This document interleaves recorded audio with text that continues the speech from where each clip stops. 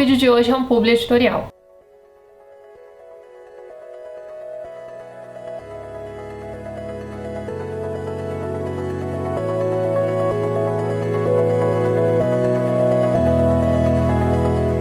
Olá, bom, hoje então a gente vai conversar um pouquinho sobre Armadilha do Tempo, do Francisco Scatolin. Esse livro aqui está disponível apenas em e-book, então vou deixar a capinha colorida dele aqui do lado enquanto a gente conversa sobre ele, certo? Bem, o Francisco Scatolin não é um autor iniciante, ele já tinha um romance publicado anteriormente, e nesse livro ele vai desenvolver uma história sobre viagem no tempo. Então calma, né? Mais um daqueles clichês, não é mesmo? Mas eu sempre penso que o grande problema do clichê a ser desenvolvido dentro de um livro é como o autor vai desenvolvê-lo. E eu achei essa viagem no tempo aqui no livro muito interessante. Veja só você, vou contar pra vocês como é que a história começa e só porque tem muita reviravolta, tem muita coisa assim, como é que eu vou dizer?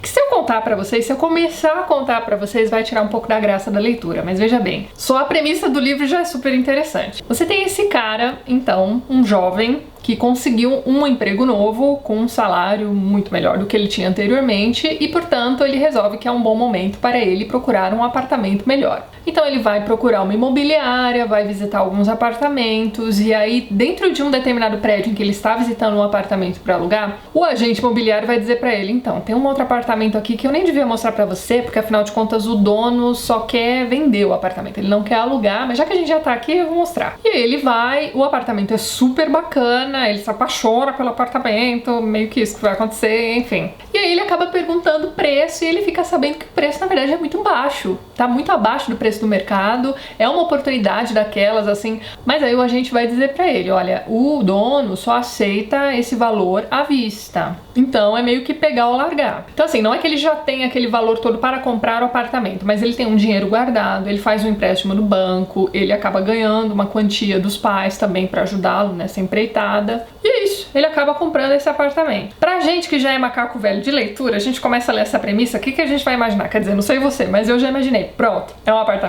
amaldiçoado, tem um fantasma ali dentro, alguma coisa do tipo, entendeu? Mas não é nada disso que vai acontecer. Ele vai então se mudar para esse apartamento, então ele mobília esse apartamento, tá tudo indo super bem. Um belo dia ele sai do prédio e aí ele nota uma coisa muito estranha. Primeiro ele nota as roupas das pessoas, então ele vai ver que a moda tá meio datada. Depois ele vai reparando nos carros, os carros são todos meio antigões, a rua tá muito diferente, alguns prédios simplesmente não existem. A história se passa em São Paulo e num dado momento ele vai falar que um viaduto ainda não existe. Então ele volta pro apartamento. E dentro do apartamento tá tudo bem, tá tudo normal, ele consegue ligar pros pais, comprar namorada, tá tudo normalzinho. Ok, até chegar um momento em que ele precisa sair com um amigo dele. Então o amigo dele tá estacionado lá embaixo, esperando por ele. Quando ele desce pelo elevador, sai do prédio, o amigo dele não está lá. Vários outros detalhes vão levá-lo a crer que ele está voltando no tempo. Em aproximadamente, o livro vai dizer que ele volta aproximadamente 2 décadas. Pela descrição da roupa e de alguns outros fatos, meio que dá a entender que essa história se passa assim, final dos anos 80, começo dos 90. Ele vai dizer num dado momento que as pessoas não sabem que vai acontecer ainda o plano Collor e coisas do tipo. Então é isso, toda vez que ele volta para o apartamento, o celular dele volta a funcionar, ele consegue falar com os pais, com a namorada, consegue ter acesso à internet, e quando ele sai do apartamento, ele tá de novo nos anos 90.